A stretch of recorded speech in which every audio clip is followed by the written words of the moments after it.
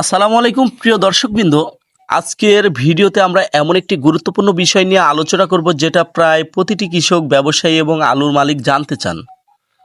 প্রশ্নটি হলো, কোন আলু সবচেয়ে বেশি দিন ভালো থাকে?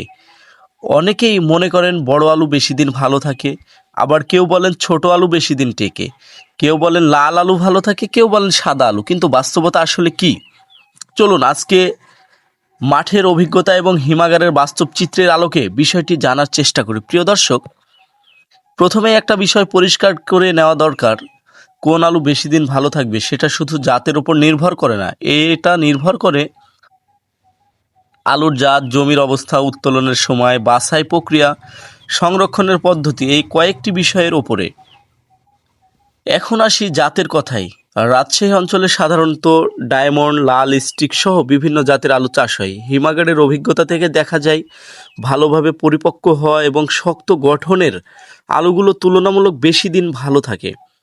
বিশেষ করে যে আলুগুলো খোসা শক্ত এবং জমি থেকে তোলার সময় সম্পূর্ণ পরিপক্ক থাকে, সেগুলো সংরক্ষণ ক্ষমতায় এগিয়ে থাকে।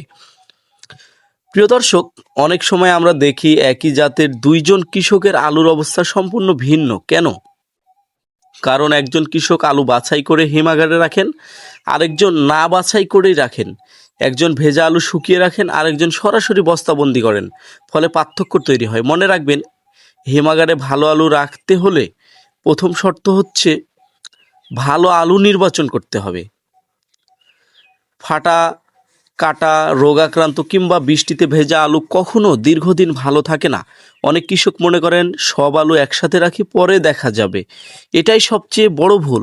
একটি খারাপ আলু অনেক সময় আশেপাশের ভালো আলুকেও ক্ষতিগ্রস্ত করতে পারে। প্রিয় দর্শক, আরেকটি গুরুত্বপূর্ণ বিষয় হলো আলুর আকার। অনেকের ধারণা বড় আলু বেশি টেকে, আবার অনেকে বলেন ছোট আলু বেশি টেকে। বাস্তবে মাঝারি আকারের সুস্থ এবং পরিপক্ক আলুগুলো সাধারণত সবচেয়ে ভালো সংরক্ষণ হয়। অতিরিক্ত বড় কিংবা আঘাতপ্রাপ্ত আলুর ক্ষেত্রে ঝুঁকি কিছুটা বেশি থাকে। এখন প্রশ্ন হলো, হিমাগারে কোন আলুগুলো সবচেয়ে বেশি সমস্যায় পড়ে? সাধারণত কাঁচা অবস্থায় তোলা আলু, ভেজা আলু, রোগাক্রান্ত আলু, লেদাই খাওয়া আলু, কাটা বা আঘাতপ্রাপ্ত আলু, এসব আলু কিন্তু ক্ষতির সম্ভাবনা বেশি থাকে। অন্যদিকে পরিপক্ক, শুকনো, পরিষ্কার, বাছাইকৃত এবং মাঝারি সাইজের আলুগুলো কিন্তু দীর্ঘদিন ভালো থাকার সম্ভাবনা বেশি থাকে। তো দর্শক, আজকে যদি কেউ আমাকে প্রশ্ন করেন সবচেয়ে বেশি দিন কোন আলু ভালো থাকে, তাহলে আমি বলবো শুধু জাত নয়, ভালোভাবে বাছাই করা, পরিপক্ক এবং সুস্থ মাঝারি আকারের আলু সবচেয়ে বেশি দিন কিন্তু ভালো থাকে। ভালো জাতের আলু যদি খারাপ অবস্থায় রাখা হয় তাহলে সেটিও নষ্ট হবে। আবার সাধারণ জাতের আলু যদি সঠিকভাবে বাছাই করে সংরক্ষণ করা হয় তাহলে সেটিও কিন্তু দীর্ঘদিন ভালো থাকতে পারে। অর্থাৎ একটি বিষয় হচ্ছে যে হিমাগারে রাখার ক্ষেত্রে আলু অবশ্যই বাছাই এবং পরিচর্যার বিষয়টি সবচেয়ে বেশি গুরুত্ব দিতে হবে।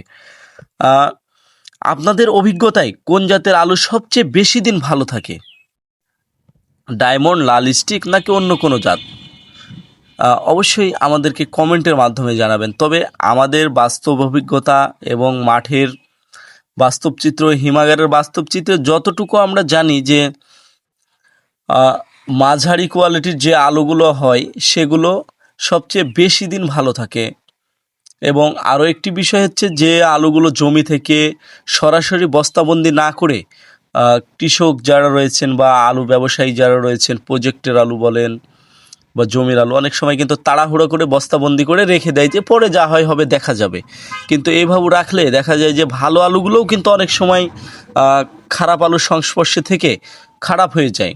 আপনাদেরকে একটি কথা বারবারই আমরা বলি যে হিমাগার কিন্তু কোনো জাদুর বাক্স নয়, যে বা আলাদানের চেরাগ নয় যে খারাপ আলুকে কিন্তু ভালো করে দিতে পারে, এমনটা কিন্তু নয়। আপনি যদি খারাপ রাখেন খারাপই হবে, তো ভালো রাখলে ভালো হবে। তো আলু রাখার ক্ষেত্রে অবশ্যই বাছাইকৃত, পরিষ্কার পরিচ্ছন্নভাবে আলু রাখার চেষ্টা করবেন এবং মাঝারি কোয়ালিটির আলু রাখার চেষ্টা করবেন। ধন্যবাদ সবাইকে। সবাই ভালো থাকবেন। আপনার মতামত কি আমাদেরকে কমেন্টের মাধ্যমে জানাবেন।